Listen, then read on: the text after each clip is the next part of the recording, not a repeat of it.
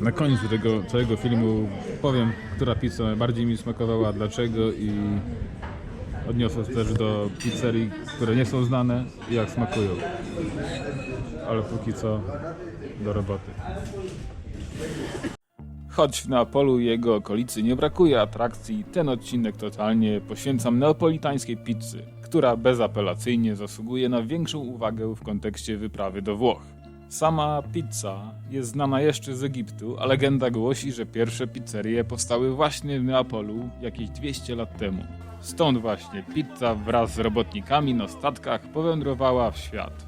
We Włoszech wyróżnia się pizzę rzymską, która charakteryzuje się nieco grubszym ciastem, oraz pizzę neapolitańską, którą właśnie zajmiemy. Pizza neapolitańska, która dominuje w Neapolu, rządzi się swoimi prawami, które określają wiele aspektów jej produkcji. Restauracje przestrzegające tychże warunków są zrzeszone, a ich liczba wynosi około 1000 na całym świecie. Tak, w Polsce też są tego typu pizzerie. Link do strony organizacji w opisie. Oto niektóre z wymagań smacznej i tradycyjnej pizzy neapolitańskiej. Pizza powinna mieć średnicę od 22 do 35 cm, brzeg na 1 czy 2 cm. Placek ciasta wyrabiany powinien być ręcznie, nie spłaszczając boków. Grubość ciasta na środku to około 2,5 mm. Pizza powinna zawierać składniki z regionu Campanii, jak np. ser mozzarella bufala lub fior di latte. Na pizzy może też znaleźć się świeża bazylia i nieco tutejszej oliwy. Pizza powinna być upieczona w opalanym drewnem piecu w temperaturze od 430 do 480 stopni Celsjusza, a czas wypiekania to jedyne od 60 do 90 sekund. W Neapolu aranżacja miejsc do posmakowania pizzy jest po prostu wspaniała. Pizzerie, w których można usiąść, w ofercie mają też pizzę na wynos, a na szybki posiłek można wstąpić do przyulicznych małych budek, gdzie za szklaną ladą wyłożone są gotowe już dania oraz przekąski wypiekane za drzwiami małego lokalu obok. Warto przy tym powiedzieć, że Neapol to naprawdę dość tanie w skali całych Włoch dla przyjeżdżających miasto. Korytarze wąskich uliczek i setki zaszytych w nich kawiarni i pizzerii wspaniale wpisują się swoim klimatem jako baza na degustację wszelkich dań kuchni włoskiej i klimatu tego kraju. Spodziewałem się, że Włosi dużą uwagę przykładają do jedzenia, ale dopiero po wizycie w Neapolu uświadomiłem sobie, jak wielkie jedzenie ma znaczenie w ich życiu.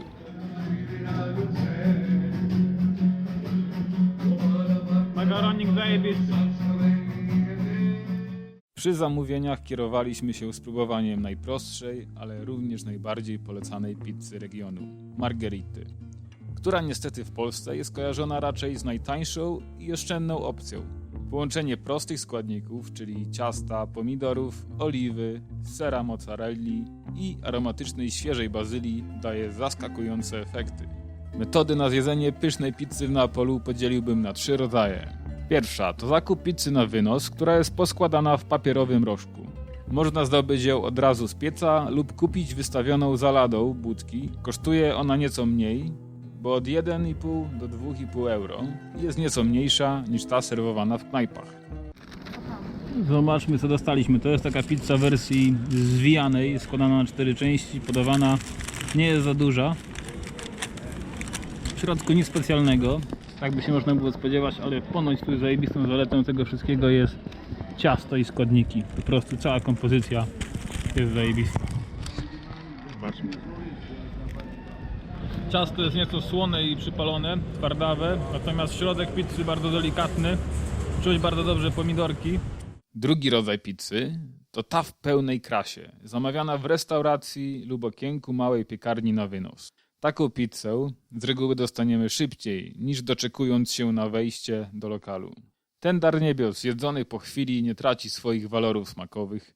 Koszt margarity zaczyna się od 4, a kończy na mniej więcej 5 euro. Jedna pizza zadowoli jedną osobę. Trzeci typ to zjedzenie pizzy w restauracji.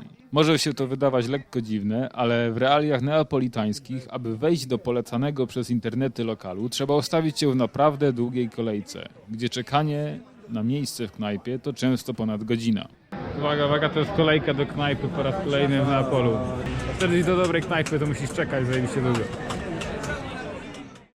Zaletą jest fakt, że jak już zasiądziemy, to czeka nas wygodne spędzenie czasu z możliwością podziwiania klimatu miejsca, w którym jesteśmy i co najważniejsze, spróbowanie również rzeczy z karty. Cena pizzy jest identyczna jak na wynos, ale dochodzi tutaj jeszcze opłata za nakrycie stołu, koperto, około 1-2 euro za osobę lub stolik, zależnie od miejsca. Podczas krótkiego weekendowego wypadu warto przynajmniej raz gdzieś zasiąść. Smacznego. Co do wyboru miejsca na wymarzoną pizzę, każdy przyjeżdżający do Neapolu, kto sprawdził miejsca, w których warto się pojawić, na pewno natrafił na 3 najbardziej znane pizzerie. Pierwsza to Matteo, druga to Sorbillo, a trzecia to Michel. Mają one od kilku do kilkudziesięciu tysięcy opinii na Google Maps.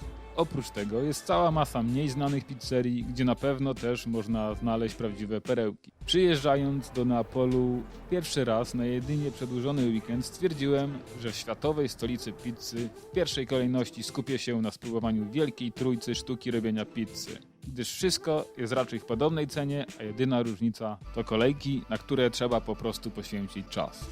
Okej, próbujemy kolejnej pizzy, teraz bardzo też szanującej się pizzerii Sorbillo. Znowu margarita, do tego aperolek z pobliskiej spelunki za 1 euro, pizza za 2,5. Zobaczmy. Tak wygląda, gdy się ją rozpłaszczy. Prosto z pieca. Dobra. Ciepła pizza, nie ma to ciepła pizza. Kolejna ze sławnych pizzerii, tym razem pizzeria Michel. Do środka kolejka, tak jak widać.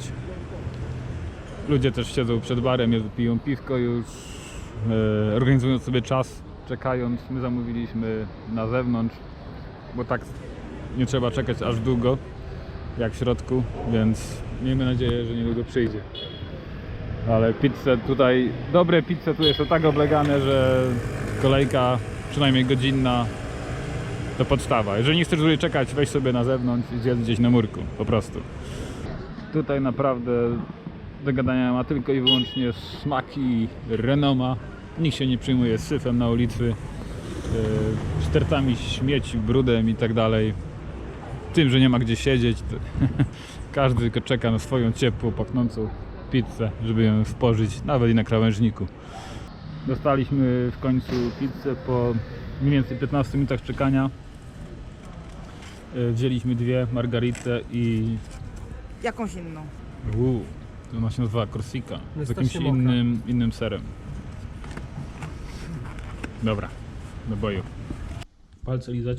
Jaki to jest rozmiar, bo to też trudno zobaczyć na filmie. To jest 20 cm. I to jest połowa z tego, czyli mniej więcej 30 cm średnicy, mozzarella, bazylia, pomidory, to jest pizza margarita. Okej, teraz próbujemy trzeciej pizzerii, która nam została na liście z ponoć tych najlepszych. Pizza margarita.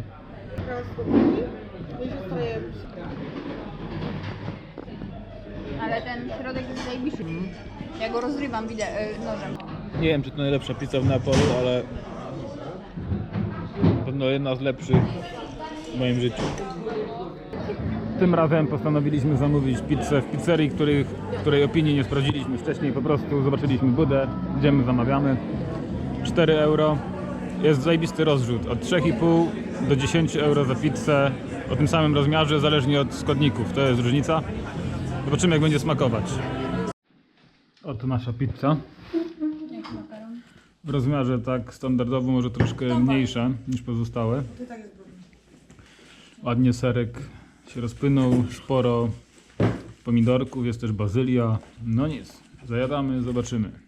Pizza jest, czuć, że nie jest tak smaczna jak te inne, które jedliśmy, ale naprawdę to nie jest wielka różnica. To jest może nawet bardziej kwestia wyobraźni niż prawdziwego smaku, bo składniki są bardzo podobne.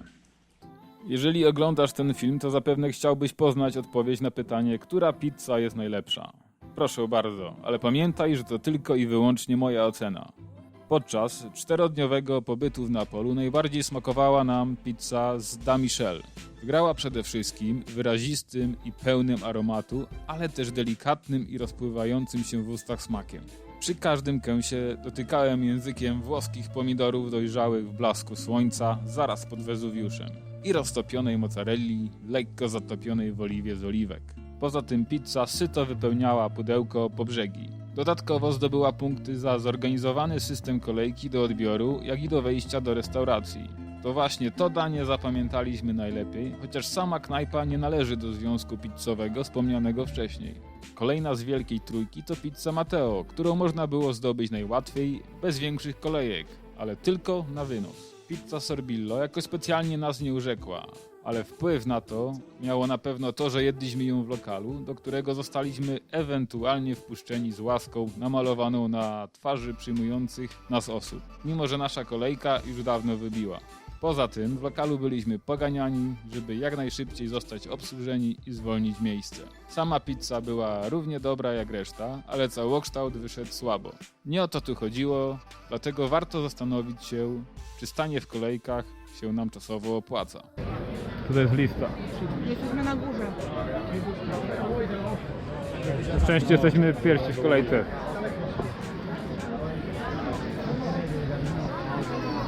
Taka jest cena dobrego jedzenia. Volevo prenotare. Certo, quanti? 3. Nome? Angelo o Silvestri, metti Silvestri. dai.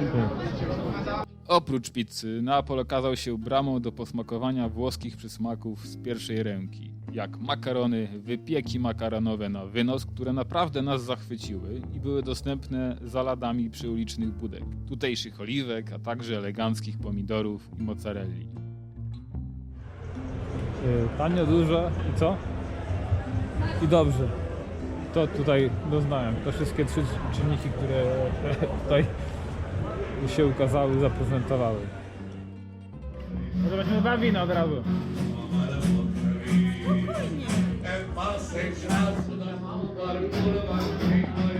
Tak to wygląda w Neapolu.